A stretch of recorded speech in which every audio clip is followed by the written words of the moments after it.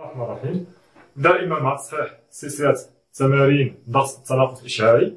وصلنا الآن للتمرين 8 من السلسلة، والوظائف ديال التمرين كتقول: نمثل في المخطط التالي النويدات الأولى من الفصيلة المشعة التي تنحدر من الأورانيوم 238.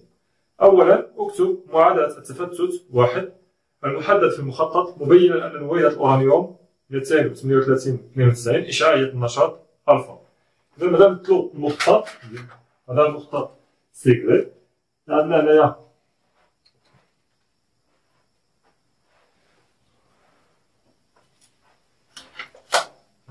نسجلو المخطط ديالنا هنا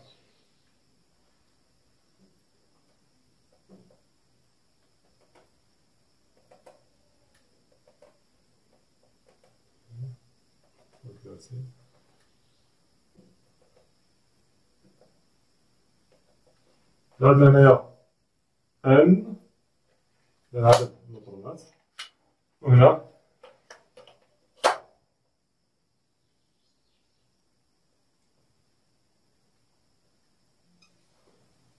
هو هذا عندنا 1 2 3 4 5 نمشيو هكا.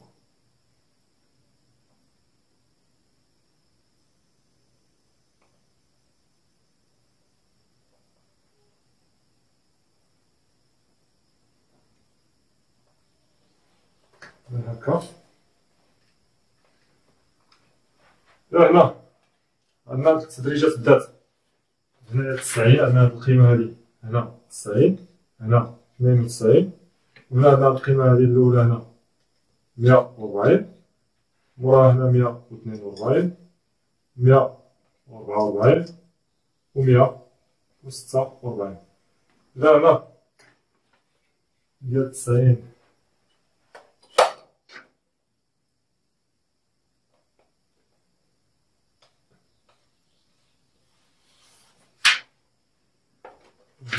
هنا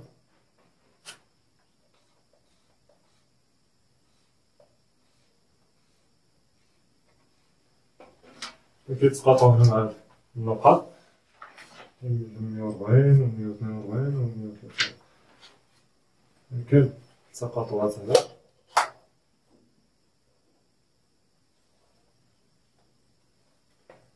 هنا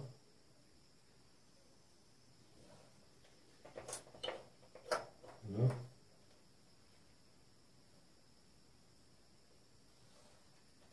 هنا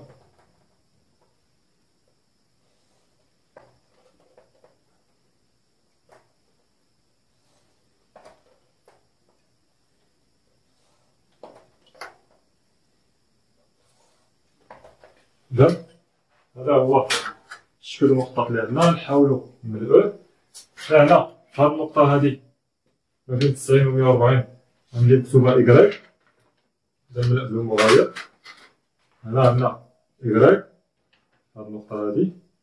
هنا 92 142 92 142 هنا عندنا إكس. هنا صغير هذا نديرو هاد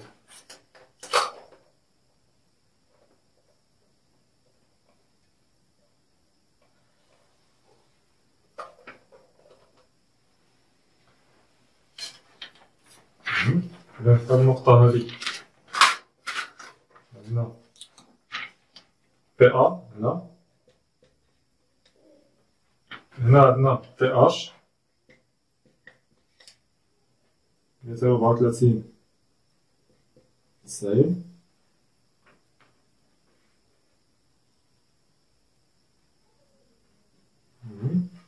عندنا هنايا هنا الفوق هنايا عندنا الأورانيوم 238 92. هادي عندنا هنا النقطة 144 هنا بي أش. هاد بي أش كاين في هاد النقطة هادي. هنا بي أ فين جات؟ هنايا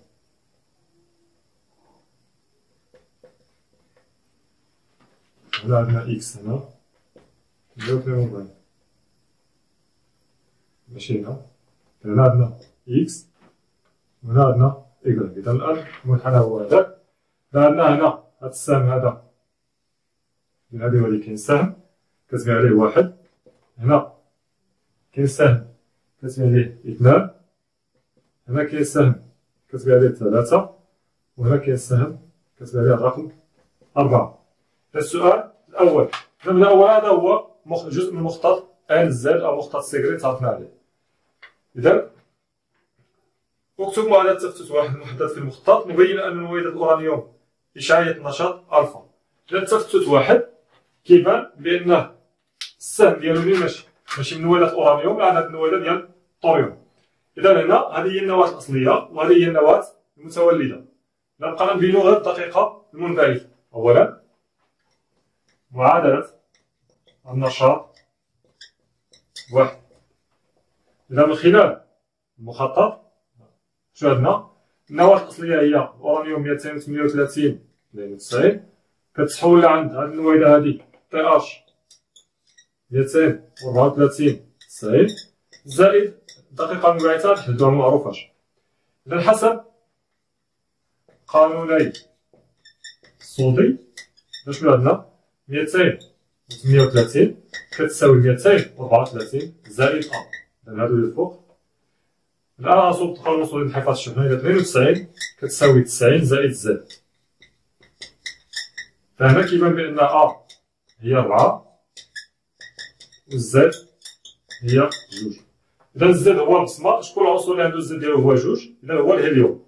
إذا الدقيقة المنبعثة هي الهيليوم 4 ومنه المعادلة تصبح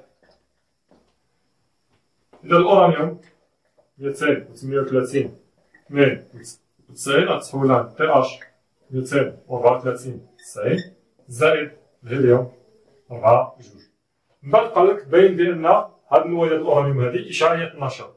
إذا مادام أن حنا عرفنا الدقيقة اللي انبعثت نقدرو نحددو النشاط ديالها. إذا خلال تفتت هاد النويدة هادي انبعثت نويدة الهيليوم.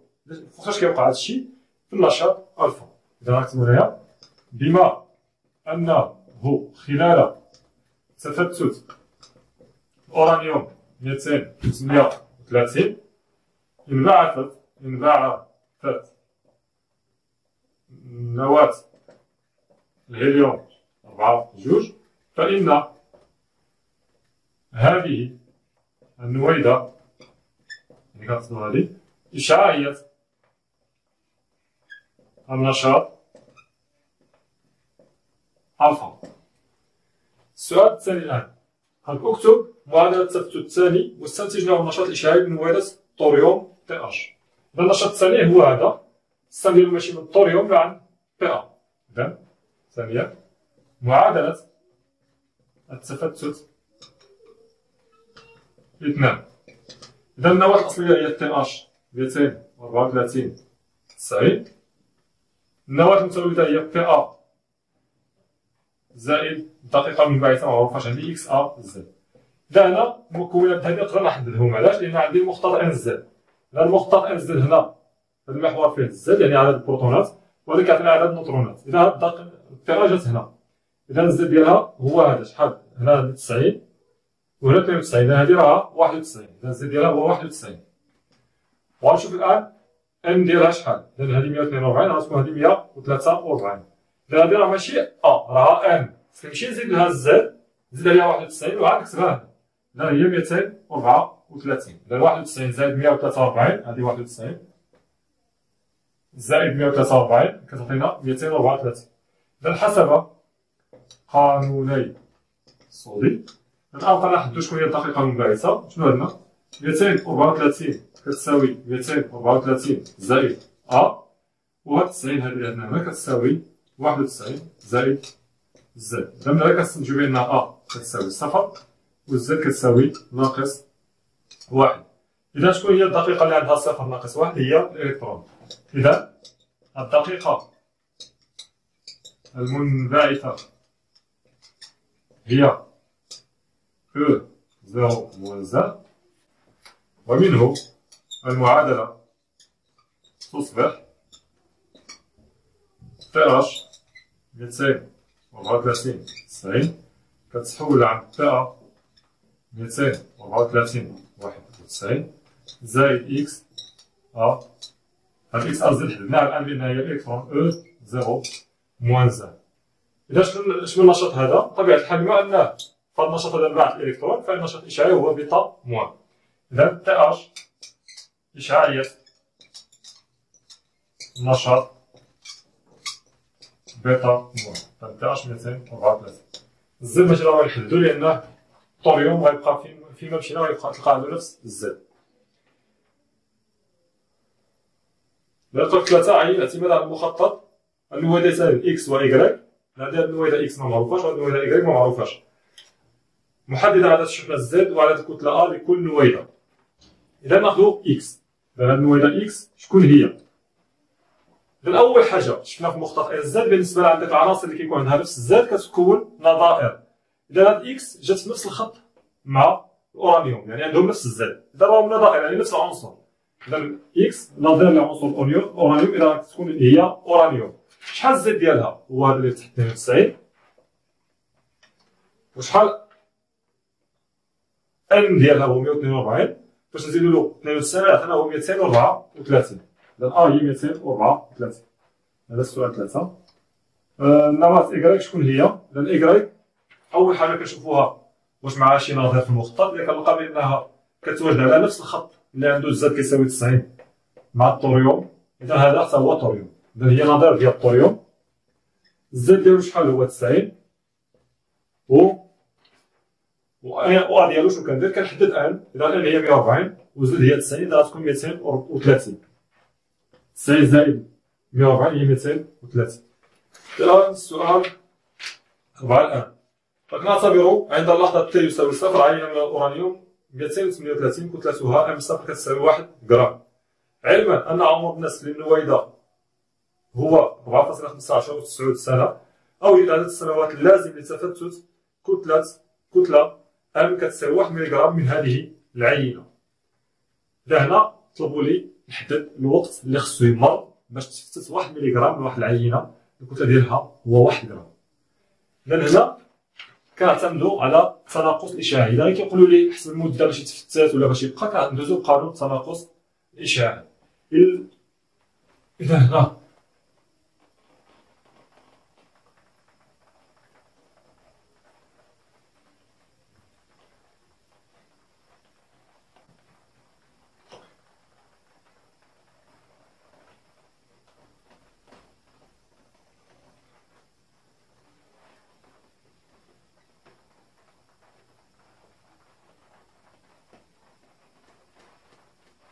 السؤال الأخير الآن سؤال 3.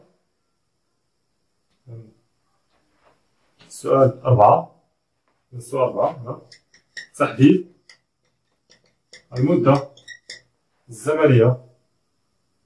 شنو تقولنا قبل؟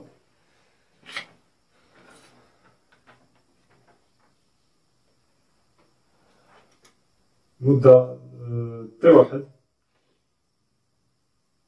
نجاوبو بالصيغة ديالو. قالك عدد السنوات. إذا تحديد عدد السنوات. تحديد عدد السنوات تي واحد اللازم لتفتت 1 ملغ من تفتت ام واحد كتساوي 1 ملغ من عينة الأورانيوم 238 كتلتها ام تساوي 1 غرام. هنا ندوزو لقانون التناقص الإشعاعي. فكي قانون التناقص الإشعاعي كيقول لي كيهضر لي على النويضات المتبقية، كيعطيني معلومات على عدد النويضات المتبقية. إذا قبل ما نشوف اللي تفتت نحاول نحول هاد العبارة هادي لعند شحال بقى. إذا كان عندي 1 غرام وتفتت بغيت نعرف شحال الوقت يدوز على باش يتفتت 1 ملغ. إذا شحال بطريقة واحدة أخرى 1 غرام إلا تفتت منهم 1 ملغ شحال غيبقى؟ إذا 1 غرام هو 1000 ملغ. 1 غرام هو 1000 ملغ. إلا تفتت 1 ملغ غتبقى عندنا 999 ملغ. إذا الوقت اللي غادي يمر باش يتفتت 1 ملغ راه هو نفس الوقت اللي غادي يمر باش تبقى عندي في العينه شحال 999 ملي غرام. تحديد هاد السنوات تاع واحد لازم تفتت واحد كتساوي 1 ملي غرام من عينه او بطريقه اخرى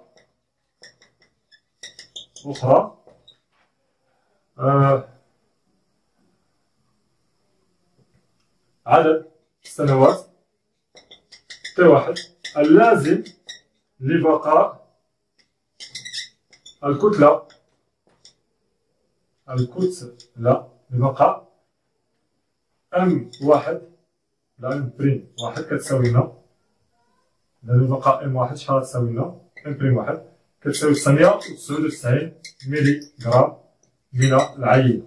دابا بحال قالت لك حسب لي الوقت اللي مر باش يتفتت واحد ملي غرام، راه بحال قالت لك حسب لي الوقت اللي مر باش تبقى عندي 999 ملي غرام، لأن فاش غادي يتفتت 1 ملي غرام غتبقى عندي انا في العينه 999 ملي غرام. علاش؟ لان العينه الكتله ديالها هو 1 غرام. اذا نعلم ان اذا هنا عندنا الكتله، اذا خصنا اولا ندوزو من قانون التناقص الاشعاعي ديال العدد لعند قانون التناقص الاشعاعي ديال الكتله. نعلم ان ام ولا عدد الموالات ان اش كيساوي لنا؟ ام كيساوي لنا الكتله على الكتله الموليه هنا ديال الاورانيوم في ان ا. هذه علاقه شفناها. اذا عدد الموالات كيساوي الكتله على الكتله الموليه في ان ا، وحسب قانون تناقص الاشعاع عدد الموالات المتبقي في واحد اللحظه تي اش كيساوي؟ هو العدد اللي كان عندي في الاول اكسبونسيون موان لوندا تي. صافي. اذا هنايا غادي ندوز. اذا عدد الموالات المتبقي في واحد اللحظه هو الكتله اللي كان عندي في ذاك اللحظه على الكتله الموليه الاورانيوم في ان ا كتساوي لنا. اذا هذا هو التعبير ديالها. العدد اللي كان عندي في الاول شنو هو؟ هي الكتله اللي كانت عندي في الاول على هادشي. اذا هي ام صفر على الكتله الموليه ديال الاورانيوم في ان ا. هذه هي ام صفر كل في اكسبونسيون موان لوندا تي. اذا يتم اختزال ديال ان ا مع ان ا الكتله الموليه مع الكتله الموليه شنو غتبقى عندنا؟ اذا الكتله اللي غتبقى عندي بواحد اللحظه تي كتساوي الكتله اللي كانت عندي في الاول اكسبونسيون موان لوندا تي. اذا الان حنا مطلوب منا نحددو الزمن تي. اذا الكتله اللي غتبقى عندي هنايا هاد الكتله اللي غتبقى عندي هنا شنو هي؟ هي 900 هي ام بريم واحد. اذا عند تي واحد تكون الكتله المتبقيه في العينه هي ام بريم واحد كتساوي 999 ملي غرام. اذا نعوضو هنا بقانون التناقص الاشعاعي. اذا كيبقى عندي الكتله كتولي بقات عندي ام بريم واحد فوقتاش؟ عند لحظه تي واحد. اذا عند لحظه تي واحد كتكون الكتله اللي بقات عندي هي هاد 999 ملي غرام. اذا نخرجو الان تي واحد نهبطو بهاد الكتله لهنا. اذا ام بريم واحد على ام صفر كتساوي اكسبونسيون موان لوندا تي. اذا من هنا ندخلو الان. اذا الان ديال الكتله ام بريم واحد على الكتله ام صفر كتساوي ناقص لوندا تي. اذا حنا واش عندنا لوندا ولا عندنا تي ان دومي؟ اذا كنشوف المعطيات عندي تي ان دومي. اذا هاد لوندا نحولوها تي ان دومي. اذا غنلقاو هنا اذا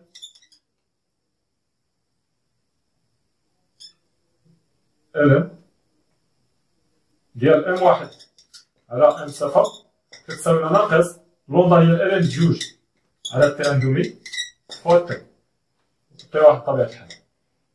إذا من هنا غنخرجو نطلعو هاد تي ان دومي لهنا ونقسمو على هاد الان جوج. إذا تي واحد نعوض هنا. إذا تي واحد غنلقاوها كتساوي نمسحو ماشي مشكل باش نرتبو الخدمة ديالنا.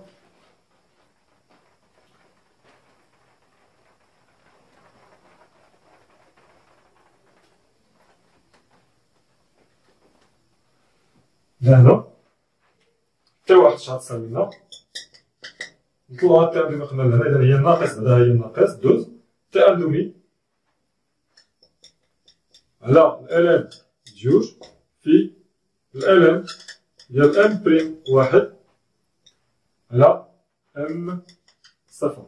هذا التطبيق العددي غتلقاو لنا تي واحد كتساوي ناقص تي اندومي هي 4.5 تي اندومي هي 4.5 10 أس 9 سنة. غتقولوا لي واش نحتاجو التحويل؟ غنقول لكم شنو باغيين نحسبوه هنا حنا الزمن. إذا مادام أنا غنحسب زمن وعندي هنا زمن ما نحتاجش التحويل، ولكن النتيجة اللي غنلقى ما غنلقاش بالوحدة العالمية، غنلقى بديك الوحدة اللي عندي هنا. إذا هاديك إلا خديت هادي بالسنة، هاد الزمن اللي غادي نحسب هنا غيكون حتى هو بالسنة، إذا بلا ما نهضر راسي في التحويل. إذا ناقص ها هي تي اندومي هي 4.15 ناقص 9 ها الإلين ديال جوج في الإلين ديال الكتلة اللي غتبقى عندي قد شحال هي 999 مليغرام، نحولها للغرام هي 0.999 على الكتلة اللي كانت عندي في الأول هي 1 غرام. إذا درتو تطبيق على هذا غتلقاو النتيجة هي 6.5 10 أس 6 سنة، 6.5 10 أس 6 سنة. وتحققوا نتوما في التطبيقات العددية لأن احتمال الخطأ راه كيبقى وارد.